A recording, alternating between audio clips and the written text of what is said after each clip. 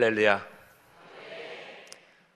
함께하는 교회 우리 성도들과 함께 또 이렇게 기쁘게 금요 기도회에 여러분들과 함께 말씀을 나누면서 얼굴을 보는 것이 너무 기쁘고 감사한 일이다라는 생각을 가집니다. 특별히 또 신학 공부할 때 함께 3년을 같이 공부했던 우리 황동환 목사가 새롭게 교회를 개척하고 부흥하고 여러분들을 섬기고 또 했던 교회에 와서 주의 말씀을 나눈다는 게 저에게 참 가슴 벅찬 일입니다. 주께서 정말로 함께 역사하고 계시구나라는 것을 느끼게 되고, 또 우리 박 목사님 통해서 여러 교회의 현장들을 둘러보고 또 식당이라든가 무엇보다도 아이들이 놀 수 있는 공간들을 보면서 특히는 언제쯤 이런 장소가 생길까라는 어떤 기대를 하면서 함께 온 우리 다윗 목사에게 너도 이런 교회를 세워야 하지 않겠느냐라고 제가 격려하고 가슴에 큰 도전들을 받고 있습니다. 저는 고등학교 2학년 때에 토요일 날 옆에 있던 친구가 오늘 나 따라가면 빵 하나 줄 테니까 따라갈래? 라고 해서 뭐 시간도 있는데 뭐 공부도 안 하고 그렇게 해서 뭐 따라가서 갔더니만 그날 토요일 날 아마 전 구역 합창대회였던 것 같아요. 인원수가 부족하니까 데리고 가서 그렇게 빵 하나 주고 뜻하지 않게 앞에서 찬송가라는 걸 처음 한번 불러보고 빵 얻어먹고 그렇게 집으로 가려는데 전도사님이 불러서 내일 교회 한 번 더 오면은 좋겠다. 빵 얻어먹은 김에 이거 뭐 내일 또 와야 되는가 보다 하고 그렇게 해서 예수 믿게 되고, 그리고 그해 겨울 수련회에 가서 하나님은 사랑이시라는 강력한 하나님의 인격적으로 만나서 그리고 이제 지금까지 있는 사람입니다. 저희 어머니는 철저한 이제 불교 신자로서 무속 신앙을 가진 분이신데 아들을 위해서 늘 이제 팔공산, 제가 대구 사람이니까 팔공산 갓바위에 올라가서 불공을 드리고 그렇게 했습니다. 그 이후에 제가 이제 대학을 졸업하고 직장생활 조금 하다가 신학대학을 하겠다고 얘기하니까 그때부터 마음에 상처를 받으시더니만 그래도 아들이 뜻이 그러하니까 그래 알겠다라고 하시면서 거의 일주일에 한 번씩 그 팔공산 갓바위에 올라가셔서 아들 목사들하고 불공을 열심히 드렸습니다. 이것이 이제 하나님의 은혜인가? 어머니의 불공 덕분인가? 그러나 이제 믿음의 사람은 이걸 다 구분해내죠, 그죠? 그렇게 되시고 제가 이제 신학대학을 졸업하고 난 다음에 3년 동안 인천에서 강도 생활을 하고 그리고 목사 한 수 받기 전에 이제 선교에 대한 비전들을 가졌던 것을 품고 다시 선교지로 나가겠다라고 했을 때 이미 저희 어머니는 모든 것을 내려놓고 포기했던 상황이 있으시니까 그때부터 이제는 내가 교회에 가야겠다라는 생각을 가지셨던지 이제 교회에 가서 세례 받으시고 지금은 저를 위해서 이렇게 기도하고 계시고, 저희 아버님도 평생에 믿으셨던 아무 무종교로 살아셨지만은 마지막 돌아가시기 전에 세례 받으시고 그렇게 돌아가셨습니다. 물론 저희 아내의 아버지고 어머니이신 장인 장모님도 마찬가지로 저희가 선교지에 나간 이후에 예수를 믿고 또 세례 받으시고 그렇게 장인은 지금 소천하셨지만은 저희 장모님은 열심히 또 저희를 위해서 구역 예배 가시고 기도하고 있습니다. 하나님의 역사하심은 우리의 기도의 응답이 언제 이루어질지 알 수 없지만 오랜 시간이 필요하다는 것을 여러분들에게 말씀드리고 싶습니다. 제가 금요 기도회에 이렇게 와서 설교를 하게 될 줄은 저는 금요 기도회에 다니면서 상상도 못했던 일입니다. 대구 서문여교회에서 금요일마다 9시부터 이제 금요 기도회 9시 반부터 금요 기도를 하고 나면은 거의 12시 반쯤 이렇게 마치게 되면은 교회에서 이제 걸어서 집에까지 돌아가는데 거의 한 1시간 반 정도 걸어서 차도 없는 그런 가운데 이렇게 걸어갔던 그런 기억들이 있고, 그렇게 금요 기도회를 마치고 나면은 신앙의 선배들과 함께 그냥 그 대구 동성로 옆에 있던 거기에서 포장마차에서 우동 한 그릇 먹으면서 다음날 목욕탕에 가서 다시 신앙적인 얘기를 하고 어제 우리가 열심히 기도했던 그것이 언제 응답이 될까라는 그런 고민들을 함께 나누고 하나님의 역사하심이 언제 있을까라는 기대감을 가졌던 그런 기억이 있습니다. 그래서 금요 기도회에 오셔서 하나님의 말씀을 듣고 기도하는 여러분들의 모습을 보니까 과연 제대로 된 알곡 신자들만 우리 함께하는 교회에 있구나라는 그런 느낌을 받았습니다. 제가 대학 다닐 때 함께하던 우리 신앙 동지들과 저런 농담 삼아 한 얘기가 예수님께서 재림하신 때가 언제 오실 거냐라고 생각했을 때는 비 오는 날 수요일 저녁 밤에 아마 예수님이 오시지 않을까. 비가 부슬부슬 오는 수요일 저녁에는 수요 기도에 가기 정말 귀찮고 힘든 상황이니까 그때만 알곡 신자들이 남지 않느냐 그런 농담들을 했던 기억이 있습니다. 그런데 이렇게 하나님께 기도하기 위해 나오고 하나님의 말씀을 듣기 위해 나온 여러분들을 보니까 계속해서 한국교회의 은혜와 또 부흥과 희망이 살아있구나라는 생각들을 가지게 됩니다. 저에 대한 어떤 사역에 대한 특히 제가 가게 된 지 2001년에 가서 지금까지 이렇게 있지만은 25년 정도 이렇게 되었네요. 근데 여러분들에게 제 사역을 이렇게 소개하기 위해서 파워포인트를 이렇게 준비를 했는데 사진이 한 200장 정도 됩니다. 예, 지금 첫 번째 있는 저 사진은 제가 93년도에 특히 셀쭉이라는 곳, 지금 현재 에베소라는 곳에서 특히 단기 정탐 여행을 갔을 때 거기 노천 강당에서 제가 혼자서 그 강당에 빈 강당에 하나님 이곳에서 하나님을 찬양하고 하나님께 예배드리는 역사가 일어나기를 소망합니다라는 그런 마음으로 무릎 꿇고 기도하는 장면을 함께 갔던 이제 친구가 찍었던 사진입니다. 이제 그 다음 사진은 그로부터 20년이 지나고 2013년에 같은 장소에서 한국에서 미국에서 유럽에서 어떤 소위 말해서 이제 셀쭉에 있는 교회에서 큰 행사를 할 때에 저 장소에서 찬양하는 장면을 제가 찍은 것입니다. 제가 기도했던 것이 20년이 지나서 기도 응답을 받은 것처럼 여러분들께서 기도하는 이 기도가 내일 응답을 받지 못할 것이지만 그러나 분명히 응답받는 그날을 기대하면서 꾸준히 열심히 기도하시는 여러분 되시기를 주의 이름으로 축원합니다. 이후의 사진들은 제가 그냥 이렇게 빠르게 넘기겠습니다. 왜냐하면은 이게 처음 갔을 때 아내와 아들, 딸 사진이고요. 함께했던 사진들, 그때 이제 동네에서 만났던 사람들과의 사진들, 제 아들과 딸이 지내는 일상생활의 어떤 사진들을 이렇게 찍었습니다. 23년 동안 이제 있었던 사진들이니까 그냥 제가 이렇게 말을 하고 저는 계속 이렇게 손으로 이거 누르겠습니다. 이렇게 이 사진들을 다 설명하면서 200장을 설명한다는 것 자체는 사진 하나하나의 의미가 있고 또 여러 가지 은혜를 끼칠 수 있는 이야기들이 있겠지만은 그걸 여러분들에게 다 얘기하는 것보다 선교지에 있었던 이야기들과 또 함께 주께서 주시는 말씀을 나누는 것이 더 중요하지 않을까 이렇게 생각합니다.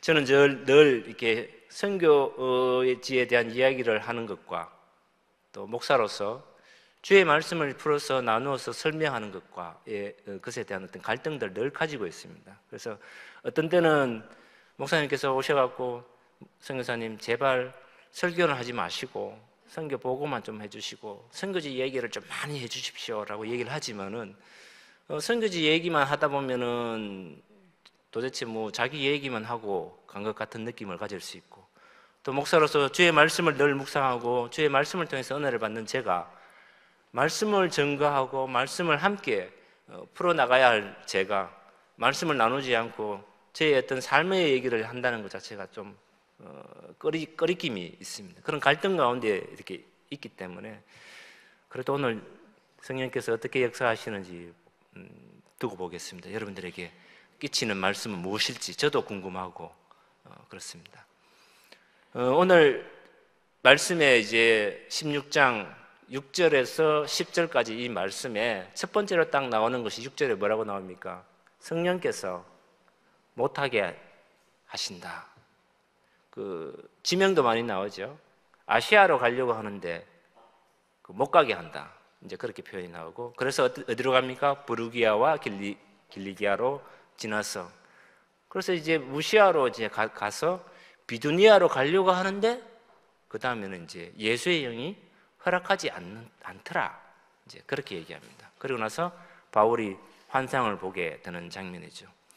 이 본문 말씀은 우리가 이제 흔히들 바울이 환상을 통해서 선교의 전환점이 된다라는, 마게도니아로 이렇게 건너가게 되고 아시아 지역에서 이제 유럽으로 복음이 전거되어지고 확장되어지는 큰 어떤 분기점이 된다는 것을 알 수 있습니다. 그래서 많은 분들이 비전을 품는 것이 얼마나 중요한가 그렇게 이야기를 하기도 합니다. 그러나 이 본문의 말씀을 이렇게 보려면 줌인만 해야 되는 것이 아니라 줌아웃도 한번 해야 됩니다. 이 포커스를 좀 쭉 넓게 뽑게 되면은 앞에 15장 말씀을 다시 묵상을 해야 할 것입니다. 15장 1절이나 2절 그 어간에 보게 되면은 2절에 그런 얘기가 나옵니다. 유대에서 사람들이 올라와서 그 희한한 얘기를 하니까 바울과 바나바와 그 사람들하고 다툼이 일어나고 변론이 일어나는 상황이 나옵니다. 그리고 난 다음에 이 문제를 해결하기 위해서 예루살렘에 바울과 바나바를 보내고 예루살렘 총회에서 결정을 하죠. 예수를 믿는다는 것은 할례 받는 것이 중요하지 않다. 그것은 예수를 믿는 믿음으로 되는 것이다. 그래서 이방인들에게 이런 할례 받아야만 된다라는 어떤 유대인의 어떤 규례들을 꼭 지켜야 되는 것이 아니다라는 것을 격려하고 그렇게 결정을 해서 보냅니다. 근데 재밌는 것은 15장 말미에 되면은 이제 바울과 바나바가 2차 전도 여행을 가기 위해서 다시 길을 놨습니다. 우리가 1차 전도 여행 때 은혜를 많이 받았으니까 그 지역들을 다시 보면서 교회를 격려하고 위로하는 작업을 하자라고 했을 때 그렇게 함께 동참하고 가는데 39절 부근에 바울과 바나바가 심히 다투게 됩니다. 바울과 바나바는 하나님의 뜻을 이루기 위해서 하나님의 일을 하기 위해서 나아가는 사람인데 심히 다투고 갈등을 일으키고 그리고 나서는 어떻게 됩니까? 갈라지게 되는 상황을 보게 됩니다. 그 이유가 앞에 2절에서는 어떤 신학적인 부분이라고 할 수 있죠. 이단과 정면으로 대결해야 되는 부분이니까 이것은 믿음에 대한 부분이니까 교회 안에 나쁜 생각과 나쁜 철학과 나쁜 사상이 들어오고 이단적인 사상이 들어오면 그것을 대응해서 물리쳐야 하는 일이기 때문에 보호해야 하기 때문에 철저히 함께 의논하고 해결해내야 될 부분입니다. 그러나 바울과 바나바가 갈등하고 다툼이 일어났던 부분은 마가를 데리고 갈 것이냐 말 것이냐, 이것이 진리하고 무슨 상관이 있느냐라는 부분에서 우리는 고민을 하게 됩니다. 선교지에 있으면서 선교사들이 제일 큰 어려움을 당하는 것들을 얘기하자면은 많은 분들이 질문을 합니다. 선교사님, 그곳에서 사역을 하시면서 어떤 것이 가장 힘들고 어렵습니까? 라고 질문을 이렇게 하면은 물론 김치를 못 먹어서 김장 못해서 배추를 못 구해서 그렇게 그거 힘듭니다 라고 얘기를 할 수 있습니다. 물론 그것 때문에 함께 하고 있는 선교사하고 갈등을 일으키고 삐지고 마음 상하기도 합니다. 처음 제가 터키에 들어갔을 때에 그때만 하더라도 거주증이 없어서 3개월에 한 번씩 그리스를 이렇게 국경 여행을 해야만 했습니다. 배를 타고 그리스로 가서 그곳에서 시간을 보내다가 오후에 다시 배 타고 돌아오면은 또 90일을 터키에 머물 수 있는 그런 상황을 한 2년 정도 그렇게 보냈습니다. 그러면 저희들이 배를 타고 그리스로 갈 때에는 그리스에서는 이제 돼지고기를 구할 수 있으니까 돼지고기를 가방 한가득 실어서 갖고 와서 이제 아이들에게 삼겹살, 돼지고기를 먹이기도 하고 또 거기에서는 햄, 소시지도 있으니까 구해와서 음식을 요리해서 먹입니다. 이제 그런 어떤 즐거움도 있지만은 그래서 이제 옆에 계신 처음 이제 국경 여행을 위해서 그리스를 넘어가는데 우리 선배 선교사님하고 같이 이렇게 건너갑니다. 건너가서 이제 돼지고기를 파는 정육점을 찾아서 가서 돼지고기를 이제 구하는데 돼지고기를 이제 가격을 매겨서 구합니다. 어느 부위를 살지 모르니까 이제 목을 막 붙잡고 여기 달라고 이제 얘기하고 가슴 이렇게 얘기하면서 여기 달라고 이제 얘기를 합니다. 그러면은 알아서 이제 주는 것이죠. 근데 이제 물건은 이제 그렇게 고기를 사는 것에서 그치는 것이 아니라 가격을 키로로 해서 가격을 지불을 해서 이제 포장을 이제 하려고 보는데 돼지고기 그 기름 있는 그 껍질 부분을 다 벗겨내고 뼈 부분을 다 벗겨내고 그 알 부분만 이제 포장을 하고 그건 쓰레기통으로 이렇게 버리려고 하더라고요. 그래서 저희는 뭐 터키어도 안 되고 그리스어도 안 되고 영어는 뭐 제가 원래부터 하기 싫었던 사람이라서 뭐 그런 상황에서 뭐 하는데 선배 선교사님이 고기를 산 경험이 많으신 분이니까 바로 그 껍질 그 고기하고 뼈 그거를 버리지 말라 그걸 뭐 따로 포장지에 막 그 챙겨라고 얘기를 하더라고요. 그래서 우리가 그걸 못 챙기니까 챙겨 주실라는가 보다라고 이제 기다리고 있었는데 나중에 이제 그거를 홀라당 자기 배낭에 집어넣으시더라고요. 제 마음에 후배 선교사로서 또 돼지고기 껍데기 때문에 제가 마음이 삐져갖고 앞으로 이 선교사하고는 이때 교제하면 안 되겠는 사람이다. 이런 욕심 있는 선교사는 현지 사역자들하고 이렇게 사역하다가 이게 뭐 다툼이 일어나고 인격적으로 함께 교제할 사람은 그런 마음을 가지게 됩니다. 어떻습니까? 바울과 바나바가 이런 어떤 갈등 관계였습니까? 아니지 않습니까? 그죠? 마가라는 제대로 참된 어떤 제자, 우리가 알고 있는 복음을 선 예수님을 따라가기를 소망하고 그리고 마지막 예수님이 잡히시던 그 현장에 자기를 그 현장에 넣고 싶어서 호디브를 벗고 도망가는 발가벗은 채로 도망가는 그 청년을 그 현장에 넣어서 자기가 그런 부끄러운 사람이라는 것을 기록한 사람이지 않습니까? 그런 믿음의 사람을 바나바가 비록 조카이지만 데리고 가려고 할 때 뭐 바울이 같이 가자 뭐 실수도 있고 험이 있는 사람일 수 있지 않느냐라고 데리고 갈 수 있지만은 바울의 경우는 완강하게 거부하고 다툼이 일어나는 것을 볼 수 있습니다. 선교지에서 갈등이 있고 다툼이 있는 이것 때문에 선교사는 힘들어합니다. 물론 아내하고도 다툼이 있고 갈등이 있죠. 제 아내하고도 의견이 있어서 매번 다투면서 또 어떤 날은 각방을 쓰기도 하고 심지어 저희들 이즈밀이라는 지금의 성경에 서머나라는 그 지역에서 셀죽이라는 곳까지 차로 1시간 정도 운행을 해서 이렇게 교회 개척을 할 때에는 차로 이제 아침에 예배를 드리러 가는데 그날 아침에 무엇 때문에 사오는지는 저도 기억을 못 합니다. 아내는 알 겁니다. 근데 중간에 차를 세우라고 하니까 차를 세우니 문을 열고 내리고 집으로 가고 저는 또 셀죽으로 가서 예배를 그날 제가 설교를 해야 되는 상황이니까 특히 현지인들 앞에서 이제 제 아내의 이름이 미주대 복음이라는 이름입니다. 미주대 하나면 왜 안 왔느냐? 뭐 제가 거짓말을 할 수 없지 않습니까? 아프다고 안 왔다고 할 수 없으니까 나하고 좀 이렇게 다툼이 있었어. 부부싸움 했다. 그래서 마음이 좀 상해서 있는데 빨리 내가 돌아가서 내가 사과도 해야 되고 그렇게 해야 된다라고 하면서 설교를 했던 그런 기억이 있습니다. 사역을 하면서 함께 동력하고 있는 옆에 있는 사람, 가장 가까이 있던 사람과 다툼이 일어나서 갈등을 가지게 될 때 그 갈등으로 인해서 마음에 상처받는 이것이 저에게는 견딜 수 없는 것입니다. 그것이 가장 힘든 것이에요.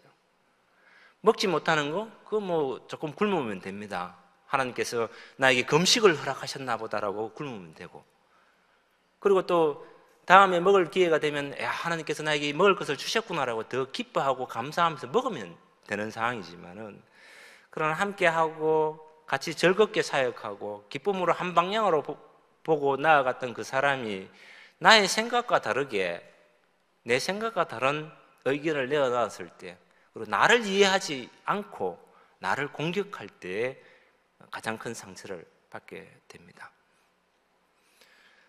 더군다나 저는 이제 믿지 않는 가정에서 이렇게 목사까지 되었으니까 저희 교단에서도 이 구분이 있습니다. 성골, 진골, 백골 이렇게 구분이 있는데 저는 백골이거든요. 물론 이제 제 아들은 이제 진골쯤 이렇게 되었다고 이제 볼 수는 있겠죠. 그러니 교단 본부로부터 총회로부터 어떤 저를 이해하지 못하는 공격과 오해에 대한 어떤 부분들을 받아서 저를 공격하는 것을 받았을 때 제가 받은 그 오해를 누군가가 나눌 수 있는 상황이 안 되는 것이죠. 교단을 통해서 불안하게 부당하게 받은 이 상처를 옆에 있는 다른 선교사에게 나눈다는 것은 결국 교단을 욕보이게 하는 것이잖아요. 그리고 또 저의 부모와 친척들에게 제가 믿는 사람들로부터 이런 상처를 받았습니다라고 얘기한다는 것이 이제 막 예수 믿기 시작하는 저희 어머니와 저희 장인 장모님들에게 상처를 주는 것이고 오히려 교회를 떠나게 하는 것이잖아요.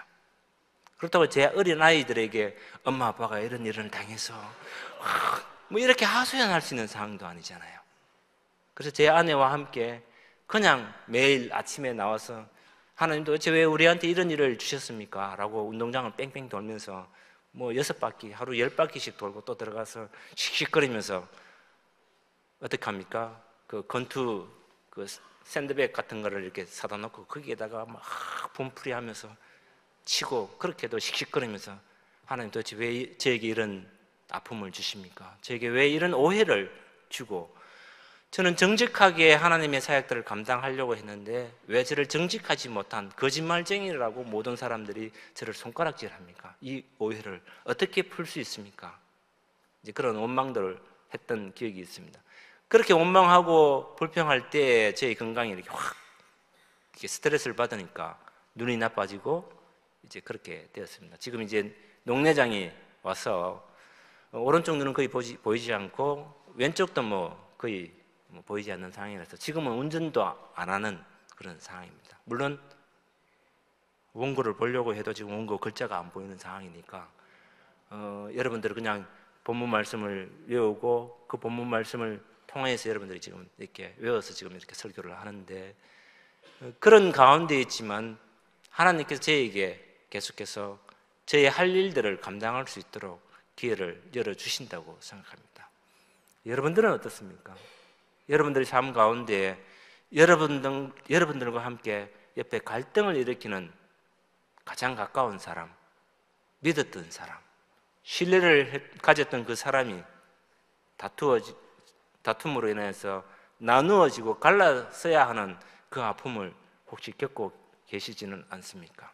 그런 아픔을 겪었을 때 갈등 다음에 반드시 바로 해결이 주어지지 않습니다. 사도 바울이 이제 그러한 갈등과 나누어짐을 가졌으니까 깊은 상처를 받았을 것이라고 저는 생각합니다. 그러나 바울은 실라를 택하고 바나바는 마가를 데리고 갔습니다. 근데 그때에 한 사람이 더 있었죠. 이 성경책을 기록한 누가라는 사람이 있었잖아요. 그래서 누가는 결국 바울과 함께 이렇게 옵니다.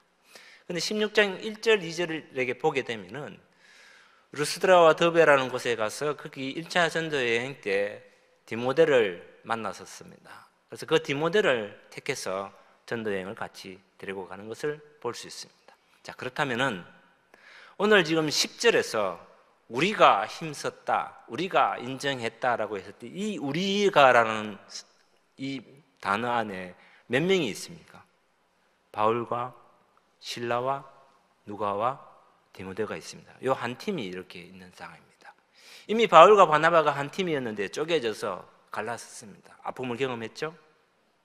그런데 이 네 팀이, 4명의 사람들이 주의 말씀을 전하고 하나님의 일을 하기 위해서, 복음을 전하기 위해서 애를 쓰는데 성령께서 못하게 합니다. 못하게 해요. 성령의 사람, 하나님의 말씀을 따라가려고 하는 사람, 근데 하나님이 못하게 한단 말이에요. 그러면 여러분들의 마음은 어떤 상황일까요? 이미 깊은 다툼으로 인해서 상처를 한번 받고 하나님까지 못하게 하는 이 상황이면 도대체 나는 뭐 하라는 얘기냐?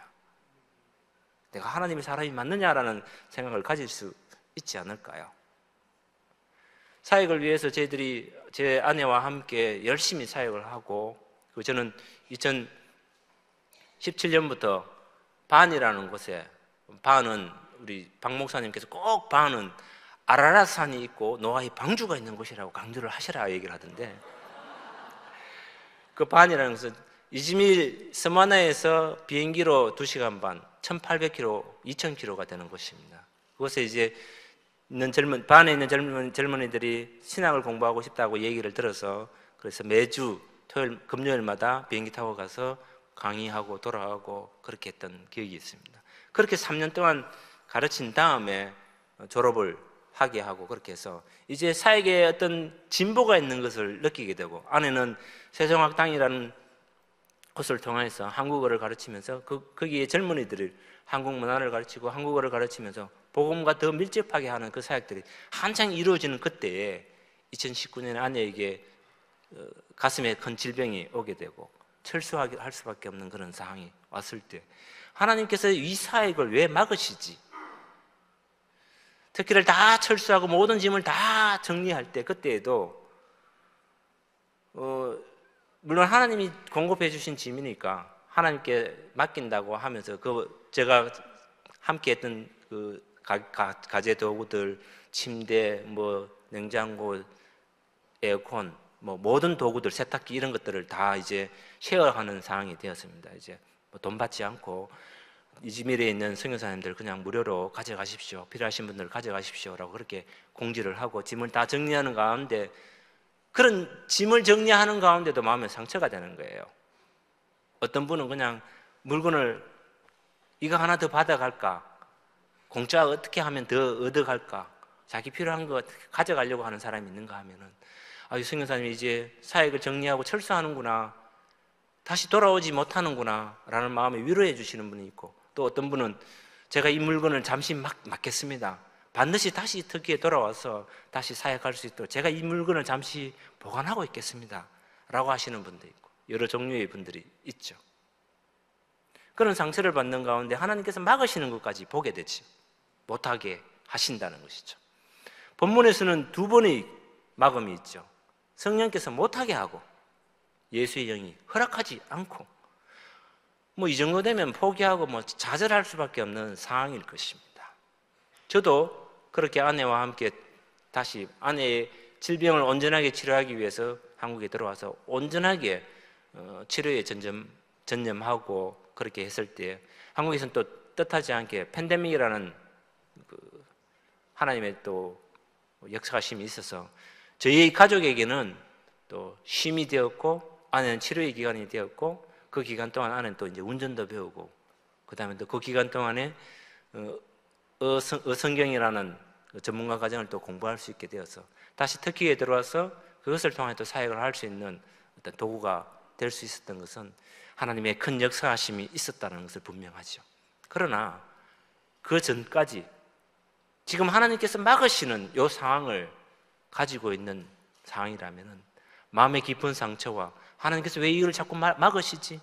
도대체 내가 무엇을 해야 하지? 그런 생각을 가질 수밖에 없을 것입니다.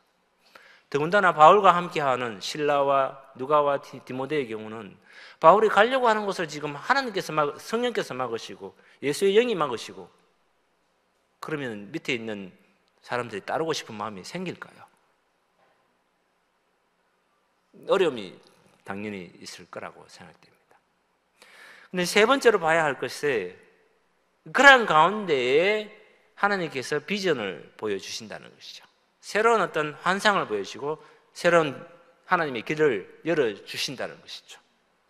여기까지는 우리에게 어려움이 있다는 것이 자명한 일입니다. 우리에게 갈등이 일어나고 힘든 상황은 해결되지 않는 상황입니다.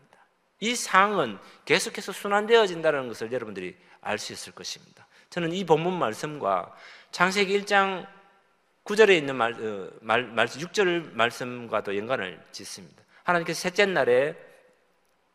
날 빛을 창조하시고 둘째 날 하늘의 위의 물과 땅의 물을 이렇게 두 구분으로 나누시는 장면이 나옵니다. 그리고 셋째 날에는 물을 한 곳으로 모아서 바다와 육지를 구분하시는 장면이 나옵니다. 그렇게 나누시고 구분하시는 하나님께서 왜 그렇게 하실까? 그것은 구별된 삶, 거룩한 삶을 살기를 원하시는 하나님의 섭리이고 하나님의 뜻이라는 것이죠. 그리고 빛이 있기 전에는 창세기 1장 2절에 이렇게 표현되어 있습니다.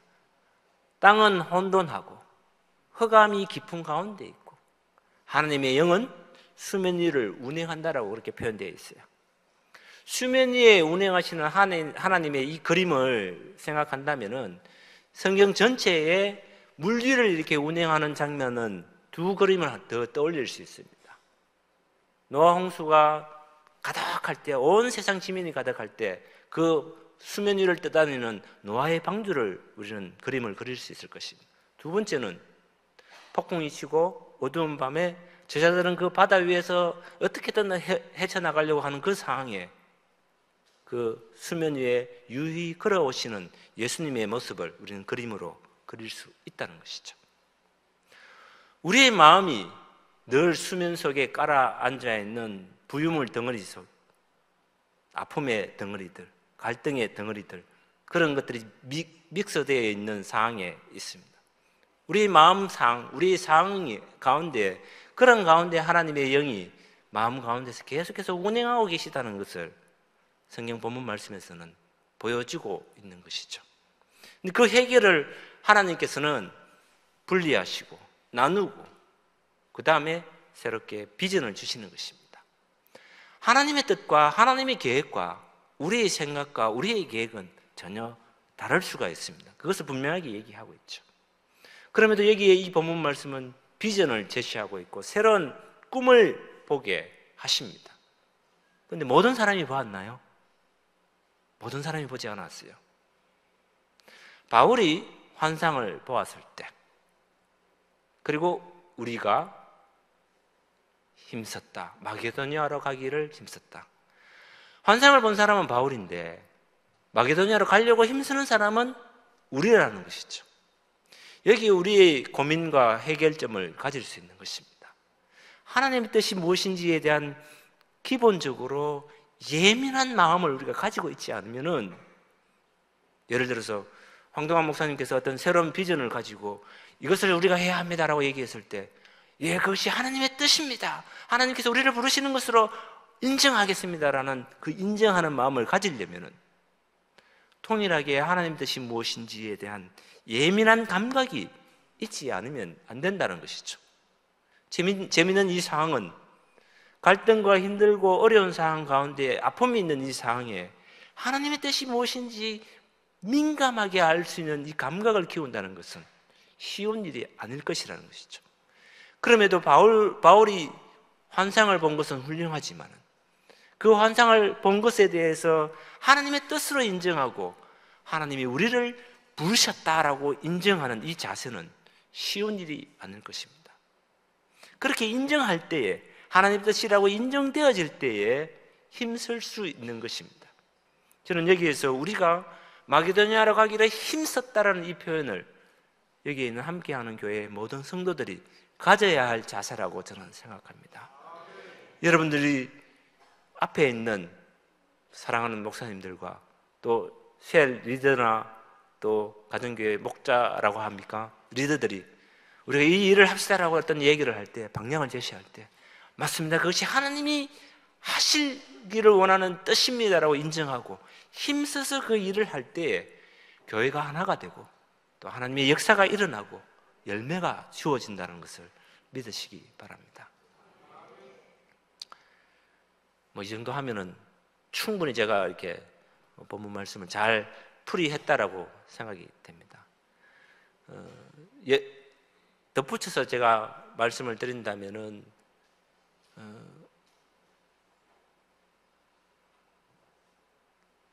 6월에 이제 앞전에 이제 경주에서 저희 고신 교단에 계신 그 300여 명의 어떤 선교사님 다 함께 모여서 은혜를 함께 나누고, 또 현지에서 사역하는 현지 지도자를 데리고 와서 한 30여 명의 뭐 여러 나라에서 온 지도자들과 함께 또 간증을 함께 나누고 하면서 큰 은혜를 받았습니다. 근데 이제 노예를 또 이제 부산 중부 노예에 와서 또 선교 보고도 하고 그렇게 할 텐데, 아까 또 우리 선교 부장 집사님께서 꼭 광고를 해달라는 것이 이번 15일 주일날 원천교회 오후 2시에서 이제 중부 노예 선교 대회를 하니까 셀 모임을 거기서 꼭 하라. 집사님, 제가 광고를 했습니다. 그렇게 셀 모임을 거기서, 원천교회에서 오시면은 제가 또 이제 설교를 할 것이지만은 오늘 이 설교의 요약본을 듣게 될 것이고 우리 특히 반에서 오는 다봇 형제의 또 간증을 듣게 되실 것이고 터키에서 오신 다른 선교사님들의 어떤 간증과 사역 보고를 또 듣게 되시며 터키에 대해서 조금 더 아시게 될 것이라고 생각이 됩니다. 새로운 도전들을 받을 것이라고 생각됩니다. 그런데 제가 지금 이 얘기를 하는 이유는 어제 제 함께 신학 공부를 하고 했던 국내에서 또 이주민 사역을 하시는 우리 강화전 선교사님 사모님이 갑자기 어제 소천했다는 얘기를 들었습니다. 제 마음에 사모님이 몸이 불편해서인지 집에 혼자 계시는 상황이었고 강화전 선교사는 이제 선교 대회를 다 마치고 저녁 늦게 들어가 보니 이미 사모님은 소천한 그런 상황이어서 전혀 갑작스럽게 당한 이 충격적인 소식에 저도 뭐 가슴이 먹먹한 상황이고 홀로 이제 남을 우리 강선교사를 생각하니까 너무 가슴이 무너집니다. 왜 경주에서 그렇게 큰 은혜를 부어주시고 왜 돌아왔을 때 집에서 이런 아픔을 또 그 선교사에게 줄까라는 의문을 가질 수 있는 것이죠. 이런 원망을 하나님께 쏟아낼 수밖에 없는 상황일 때 우리는 어떻게 해야 할까요? 어떻게 하는 것이 가장 좋을까요? 이러할 때에 하나님께서 어떤 뜻을 표현하고 계시는지, 무엇을 원하는지 더 민감하게 하나님께 귀를 기울이고 하나님의 말씀을 묵상해야 하고 하나님께 나아가야만 한다는 것이 자명한 일이 아닙니까? 그래서 여러분들도 동일하게 앞으로 여러분들의 삶 가운데 어떤 어려움이 올지 어떤 힘든 일이 있을지 알지 못하지만은 그럴 때 여러분들이 해야 할 일은 하나님께 나아가야 할 것이라는 것입니다. 물론 저도 사람들로부터 스트레스를 받고 힘들 때 해결하는 방법을 반드시 뭐 성경 말씀을 통해서 위로를 받고 그런 것은 아닙니다. 그냥 한 3일 정도 넷플릭스에 있는 한국 드라마 보면서 스트레스 팍 풀면서 그렇게 눈물 흘리면서 폭삭 속았소다 그렇게 보면서 눈물 툭툭 흘리면서 이제 힐링을 하는 것이 저입니다. 그러고 난 다음에 하나님 이제 말씀을 보겠습니다 하고 말씀 보고 그렇게 이제 회복되는 것이지 어떻게 맨날 이제 말씀만 보고 이렇게 달려갑니까? 그죠?